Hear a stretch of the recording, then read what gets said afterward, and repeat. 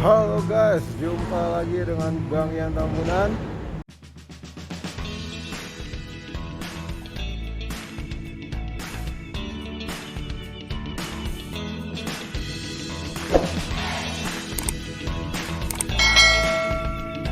Kali ini gue berada di Bentara Budaya Jakarta.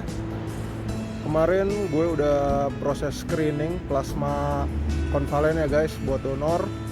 Itu tahapannya dari pertama, lo datang dulu, cek nama lo di pendaftaran apakah udah ada.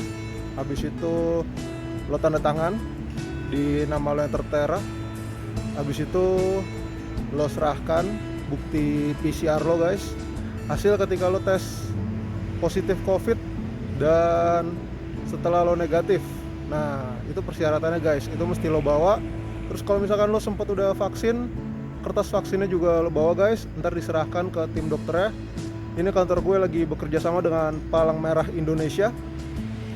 Habis itu lo akan ditanya mengalami gejala apa aja guys ketika lo positif COVID, ketika lo melakukan isoman atau lo dirawat di rumah sakit. Pokoknya selama lo proses penyembuhan COVID itu lo mengalami gejala apa aja.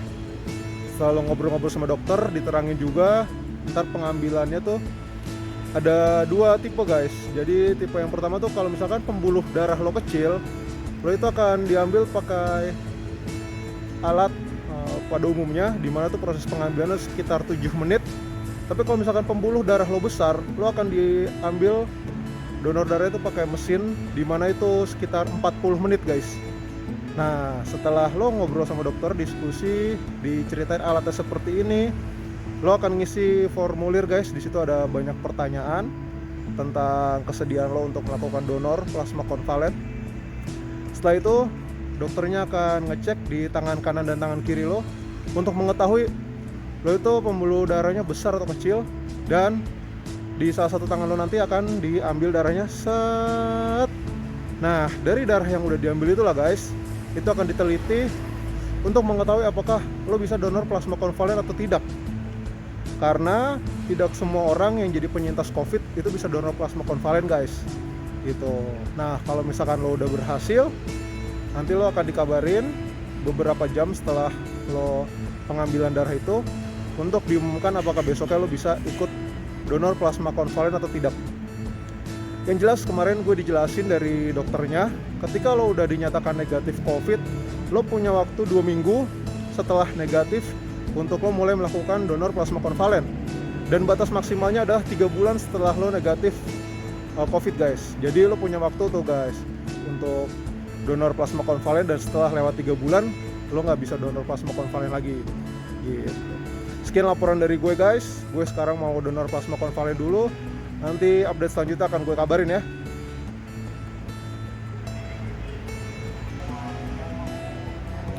Halo guys, jumpa lagi dengan Bang Yan Tambunan. Kali ini gue udah selesai donor plasma konvalen guys.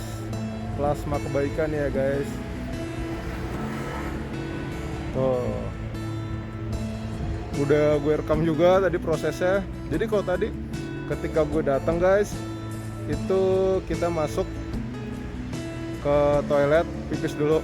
Oh kalau itu gue nggak perlu terangin ya. Jadi masuk, terus seperti biasa nama kita didaftar hadir, kita tanda tangan. Nah tadi kita langsung dikasih kaos guys sesuai ukuran yang kita pilih. Habis itu foto dulu. Setelah itu kita dicek tekanan darahnya guys. Terus tekanannya tadi bagus 30/80. Habis itu ternyata gue di bagian yang pembuluh darah besar guys. Jadi gue donor pakai mesin yang bisa langsung ubah darah merahnya itu jadi ke plasma konvalennya guys, langsung ke yang warna kuning. Nah, terus itu prosesnya sekitar 40 menit guys, yang diambil 500 cc. Nah 14 hari kemudian itu kita bisa lagi untuk donor plasma konvalen guys. Jadi ketika kemarin gue screening, itu dokternya bilang bahwa 700 orang sudah antri membutuhkan plasma konvalen guys, tapi yang tersedia tidak ada.